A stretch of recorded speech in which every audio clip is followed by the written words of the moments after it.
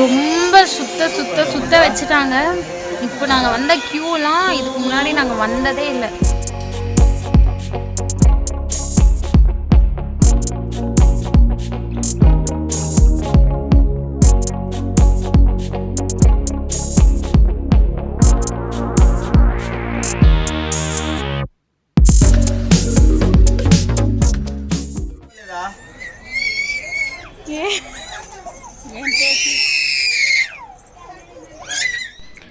Hi, welcome to Ramya Venkat wings. இன்றைக்கி வீடியோவில் நம்ம என்ன பார்க்க போகிறோம் அப்படின்னு பார்த்தீங்கன்னா, திருப்பதி கோயிலுக்கு போன ஒரு vlog தான் பார்க்க போகிறோம். ஸோ ரொம்ப என்டர்டெய்னிங்காக, ரொம்ப ஃபன்ஃபில்டாக, ரொம்ப டயர்டிங்காக, ரொம்ப கன்ஃபியூஷனாக, இத்தனையும் கலந்த ஒரு vlog-ஆக தான் இருக்க போகுது. நீங்கள் அதெல்லாம் பார்க்கணும் அப்படின்னு நினச்சிங்கன்னா வீடியோவை ஸ்கிப் பண்ணாமல் பாருங்கள். ரொம்ப ஜாலியாக இருக்கும். ஸோ டிலே பண்ணாமல் வீடியோக்குள்ளே போயிடலாமா? நாங்கள் திருவள்ளூரில் இருந்து தான் ட்ரெயின் ஏறி இருந்தோம். ஸோ இங்கேருந்து திருவள்ளூர்லேருந்து டைரெக்டாக நாங்கள் திருப்பதி போகிற மாதிரி, கீழே திருப்பதி போயிட்டு அங்கேருந்து மேலே திருமலா போகிற மாதிரி நாங்கள் டைரெக்ட் ட்ரெயின் புக் பண்ணி வச்சுருந்தோம். ஸோ நாங்கள் எங்கள் வீட்டில் இருந்து நாங்கள் திருவள்ளூருக்கு பைக்கில் போயாச்சு. அங்கேருந்து நாங்கள் ட்ரெயின் கரெக்டாக இருந்தது. ஸோ அங்கே கிளம்பியாச்சு. ஸ்டார்ட் பண்ணும்போது ரொம்ப ஜாலியாக தான் இருந்தது. நீங்கள் வீடியோவில் பார்க்குற மாதிரி பசங்களும் ரொம்ப ஆக்டிவாக ஃபன்ஃபில்டாக இருந்தாங்க. அதுக்கப்புறம் தான் என்னென்ன நடந்துச்சு அப்படிங்கிறது நிறைய நடந்தது. நீங்கள் வீடியோவில் நிறைய பார்ப்பீங்க. பார்க்க பார்க்க உங்களுக்கே புரியும் இந்த ட்ராவல் எப்படி இருந்துச்சு அப்படின்னு சொல்லி. எதிர்பார்க்காத நிறைய விஷயங்கள் நடந்துச்சு. அது எல்லாத்தையுமே ஏற்றுக்க வேண்டிய மனப்பக்குவமும் இந்த ட்ராவலில் வந்துருச்சு. என்னன்னு நீங்களே பார்த்துக்கோங்க.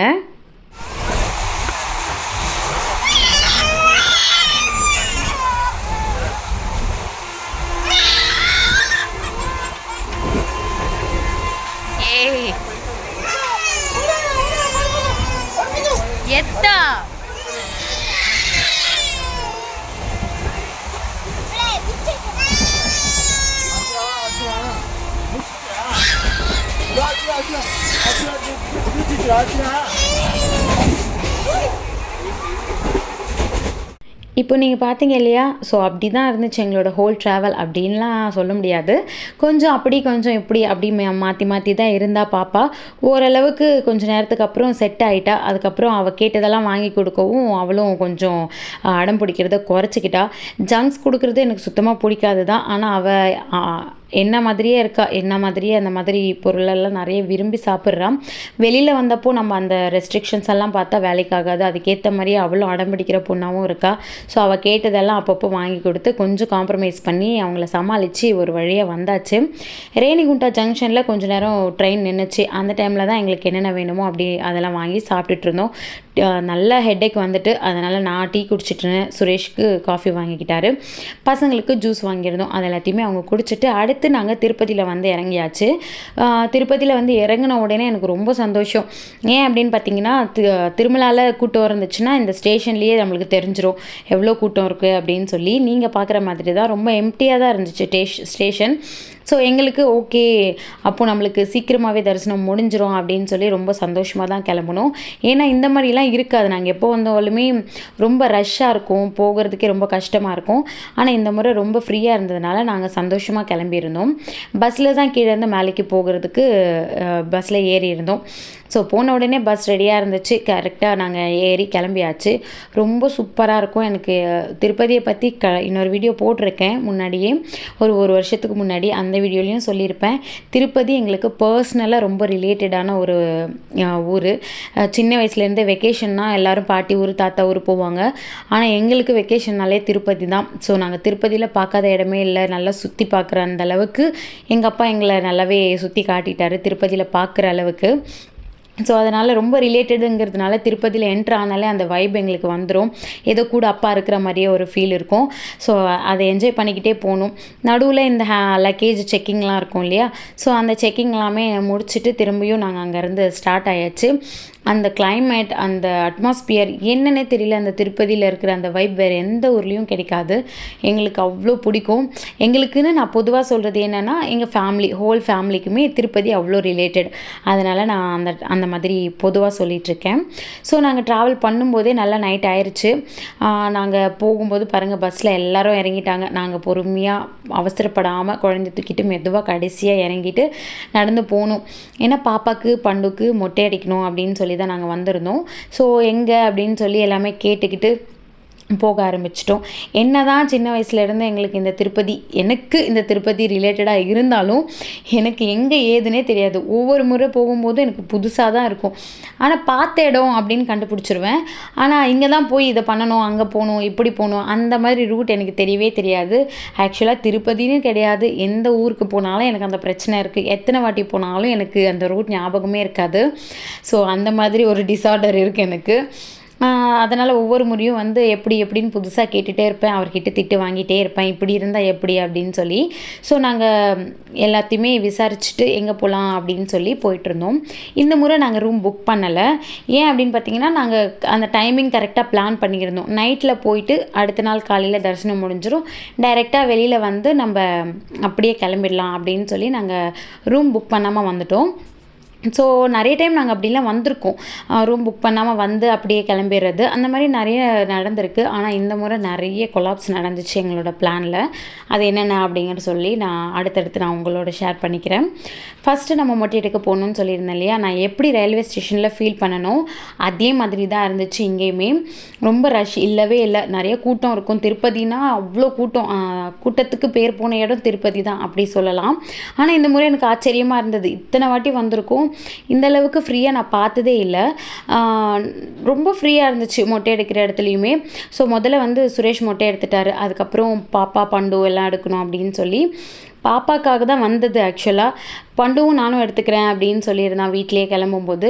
சுரேஷ் நானும் எடுத்துக்கிறேன்னு சொன்னதுனால மொட்டை எடுக்கிறதுல என்ன ஆகிட போகுதுன்னு சொல்லி அவங்க 3 பேரும் எடுத்துக்கிட்டாங்க. நான் வந்து முடியை கட் பண்ணுறது அந்த மாதிரி நான் வெட்டிக்கிட்டேன். அது எப்படி சொல்கிறதுன்னு தெரியல. கடவுளுக்காக நான் கீழே ஒரு 3 கட் மட்டும் வெட்டிக்கிட்டேன். ஃபஸ்ட்டு சுரேஷ் மொட்டை எடுத்ததுக்கப்புறம் பண்டு மொட்டை எடுத்ததுக்கப்புறம் பாப்பா. ஆக்சுவல் போனதே பாப்பாக்காக தான். ஸோ அவங்க வந்து ரொம்ப அழுவாங்க, அடம் பிடிப்பாங்கன்னு சொல்லி நானும் ரொம்ப பயந்துட்டேன். சுரேஷும் அதான் யோசிச்சுட்டு இருந்தார். ஆனால் பாப்பா ஸ்டார்டிங்கில் அந்த சில்லுன்னு தண்ணி படவும் தான் அழுதாங்க.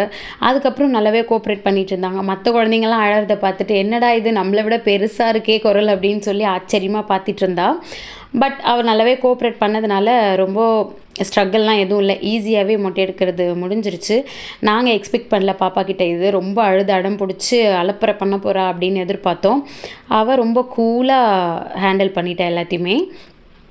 பாப்பாவுக்கு திருப்பதியில் அடிக்கிற முதல் மொட்டை இது அப்படிங்கிறதுனால அந்த 3 கட் பண்ணி ஃபஸ்ட்டு 3 கட்டிங்ஸை வந்து கையில் கொடுத்துட்டாங்க.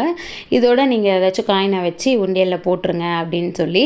அதனால் நாங்கள் அந்த ஃபஸ்ட்டை வந்து உண்டியலில் போட்டுட்டு அங்கேருந்து கிளம்பிட்டோம். கிளம்பி குளிக்கிறதுக்கு பாத்ரூம் போயிட்டு பாப்பாவுக்கு குளிப்பாட்டி சுரேஷ் வந்து சந்தனம் தடவிட்டுருக்காரு. மேடம் இப்போ பண்ணுறது வந்து கண்ணடிக்கிறாங்க, உம்மா கொடுக்குறாங்க, லவ் யூ சொல்கிறாங்க, இதெல்லாம் பண்ணிகிட்டு இருந்தாங்க. நாங்கள் எதிர்பார்த்ததே வேறு பாப்பா கிட்ட.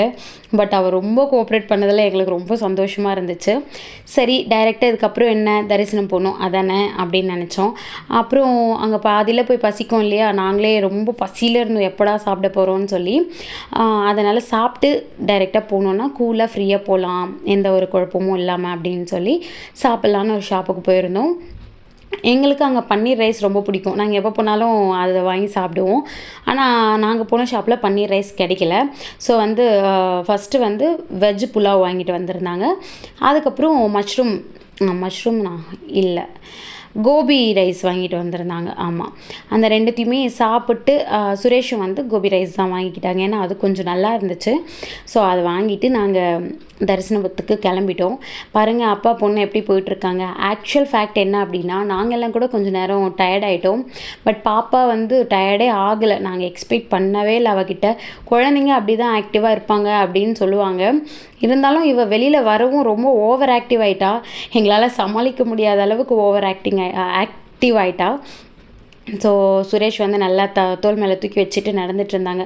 குளிச்சுட்டு அவங்க 3 பேர் ரொம்ப ஃப்ரெஷ்ஷாக இருக்காங்க. நான் வந்து சும்மா முடி 3 கட் தான் பண்ணதுனால பெருசாக எதுவும் இல்லை. எங்கே போகணும், நாங்கள் ஆஸ் யூஷுவலாக நாங்கள் போகிற என்ட்ரன்ஸ்க்கு போகணும். இங்கே கிடையாது, என்ட்ரன்ஸ் மாற்றிட்டாங்க, நீங்கள் இன்னும் அப்படி போகணுன்னு சொல்லிட்டாங்க. அங்கேருந்து 1 கிலோமீட்டர் வரைக்கும் நடந்து வந்தோம். அங்கேருந்து இன்னும் 2 கிலோமீட்டர் போகணும் அப்படின்னு சொல்லவும் நாங்கள் அங்கேருந்து ஜீப்பில் வந்து இந்த என்ட்ரன்ஸ்க்கு வந்தோம். இப்போது நாங்கள் வர நான் இதுக்கு முன்னாடி பார்த்ததே இல்லை, நான் இந்த க்யூவில் யூஸ் பண்ணதே இல்லை. நாங்கள் வருஷத்தில் ஒரு 2-3 வாட்டி வந்துடுவோம் மேக்ஸிமம். ஆனால் இது வரைக்கும் இதை வந்து நான் யூஸ் பண்ணதில்லை. கடைசியாக பாப்பா வெயிட் போட வந்தோம், அதுக்கப்புறம் இப்போ தான் வந்துட்ருக்கோம். அந்த க்யூவெல்லாம் பார்க்கவும் எனக்கு கொஞ்சம் கன்ஃபியூஷனாக இருந்துச்சு. என்னடா இது இவ்வளோ ஃப்ரீயாக இருக்குது, பரவாயில்லையே அப்படின்னு சொல்லி சந்தோஷப்பட்டோம்.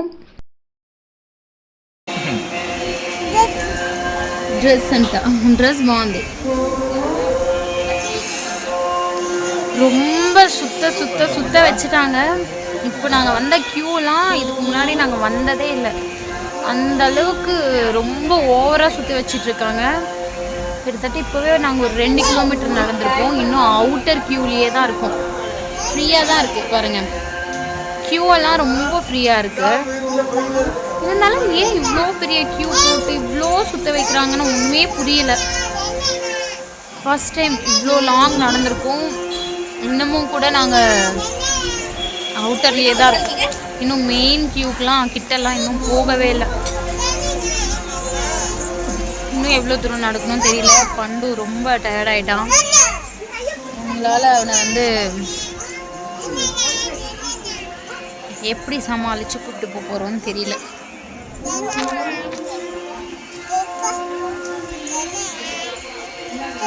டான்ஸு சிண்டு.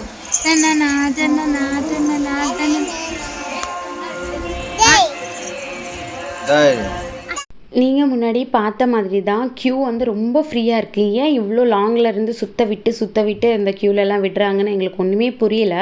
இதுக்கு முன்னாடி நாங்கள் இந்த மாதிரிலாம் எப்படி பண்ணுறது எக்ஸ்பீரியன்ஸ் பண்ணது கிடையாது.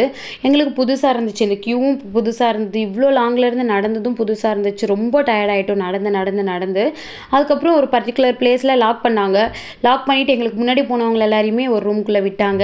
இது நாங்கள் நினச்சோம் புது ரூட்டாக இருக்குது, ஒருவேளை இந்த பக்கமும் விடுறாங்க போல், ஏதாச்சும் 2 ரூட் இருக்கும் போல் இருக்குது அப்படி தான் நினச்சோம். ஏன்னா எங்களுக்கு முன்னாடி எக்ஸ்பீரியன்ஸ் இல்லை இந்த மாதிரி போயிட்டு.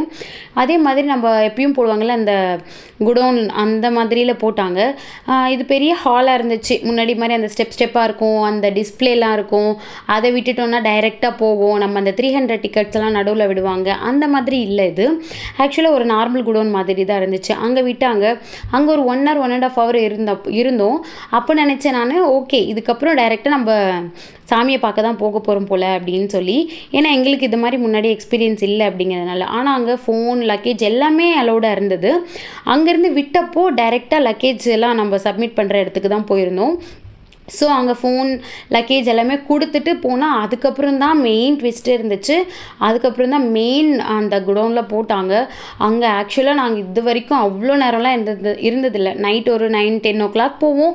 காலையில் ஒரு 4 மணி 5 மணிக்கெலாம் விட்டுருவாங்க. ஸோ நைட் ஃபுல்லாக அங்கே இருந்தோன்னா தூங்கி எந்திரிப்போம், கரெக்டாக இருக்கும். ஆனால் இந்த முறை என்ன நடந்துச்சு, நைட்டு ஒரு 10 o'clock 10:30 அப்படி போயிருப்போம், 11 o'clock கிட்ட, அவ்வளோதான். அதுக்கப்புறம் அடுத்த நாள் 11:30 12 o'clock தான் விட்டாங்க ஆஃப்டர்நூன். அவ்வளோ நேரம் அந்த நார்மல் குடோனில் போட்டு அடைச்சி வச்சுருந்தாங்க. ஒன்றுமே முடியலை. முன்னாடி போட்ட குடோனில் நல்லா ஃப்ரீயாக தான் இருந்துச்சு. பட் இங்கேயும் அப்படி தான் இருந்தது. இருந்தாலும் அவ்வளோ நேரம் பசங்களை வச்சுக்கிட்டு அங்கே ஒன்றுமே முடியல. நாங்கள் என்ன நினச்சோம், லக்கேஜ்லாம் கொடுக்குற இடத்துலையே இதுக்கப்புறம் டைரெக்டாக நம்ம தரிசனம் தான் பண்ண போகிறோம் அப்படின்னு நினச்சிட்டு எல்லாமே எடுத்துகிட்டு நாங்கள் வெறும் ஃபீடிங் பாட்டில் மட்டும்தான் எடுத்துகிட்டு வந்தோம். டைப்பர் எல்லாமே விட்டுட்டு வந்துட்டோம், அந்த பெட்ஷீட்டு டவல் எல்லாம். ஸோ எங்களுக்கு அங்கே ரொம்ப கஷ்டமாக போச்சு. அப்புறம் வெளியில் வந்து பாப்பாவுக்கு டைப்பர்லாம் வாங்கிட்டு தான் வந்தார். ஸோ அந்த மிஸ்டேக் யாரும் பண்ணிடாதீங்க. நார்மலாக ஃபஸ்ட்டு என்ட்ரன்ஸில் ஒரு குடவுனில் போடுறாங்க. பட் அதுவே எண்டு கிடையாது. லக்கேஜ் கொடுக்குற இடத்துல தேவையானது எல்லாத்தையும் எடுத்துக்கிட்டு லக்கேஜை கொடுத்துட்டு அதுக்கப்புறம் நீங்கள் போங்க. அதுக்கப்புறம் ரொம்ப கஷ்டப்படுவீங்க. ஏன்னா நாங்கள் ரொம்ப நொந்துட்டோம். பாப்பாவுக்கு டைப்பர் இல்லை, தண்ணி பாட்டில் இல்லை, எதுவுமே இல்லாமல்.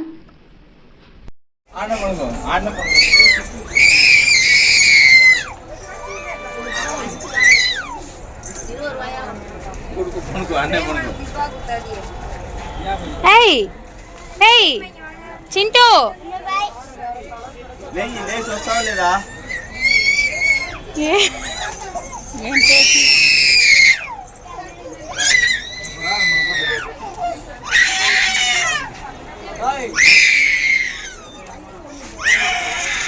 అమ్మో వచ్చి ఎత్తదని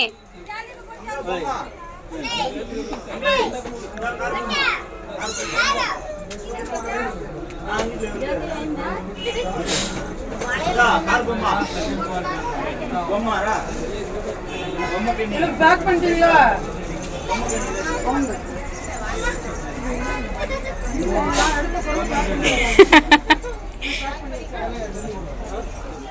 இப்போ நீங்கள் பார்த்தது பாப்பா அடம் பிடிக்கிறது பொம்மைக்காக. ஆக்சுவலாக அவள் வேணும்னு கேட்குறதுக்கு முன்னாடியே படுத்து புரண்டு அழுத ஆரம்பிச்சிட்டா. இது எல்லாமே நாங்கள் தரிசனம்லாம் முடிச்சுட்டு வெளியில் வந்ததுக்கப்புறம், ஏன்னா நாங்கள் லக்கேஜ் ஃபோன் எல்லாமே அங்கே நம்ம லாக்கரில் கொடுத்துட்டோம். அதனால என்னால் அதுக்கு அடுத்து எந்த வீடியோவும் எடுக்க முடியல. தரிசனம் முடிச்சுட்டு லட்டு எல்லாம் வாங்கிட்டு நாங்கள் ஃப்ரீ போஜனம் தான் சாப்பிட போயிருந்தோம்.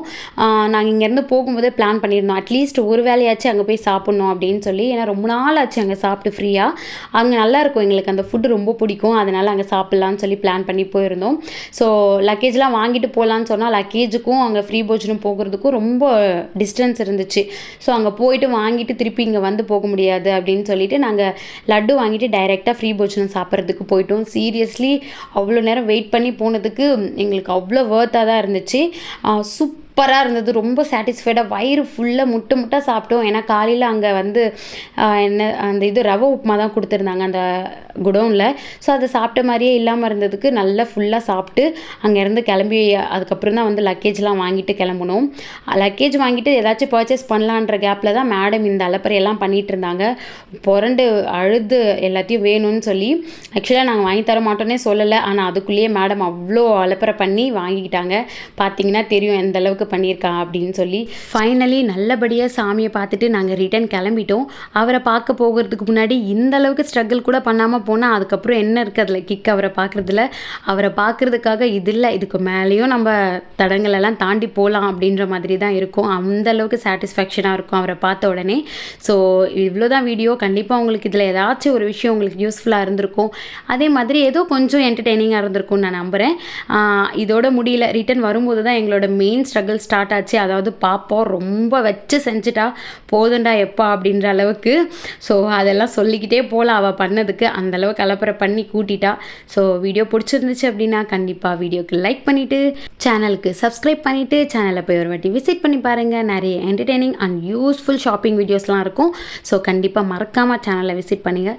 தேங்க்யூ ஃபார் வாட்சிங் கைஸ். Love you.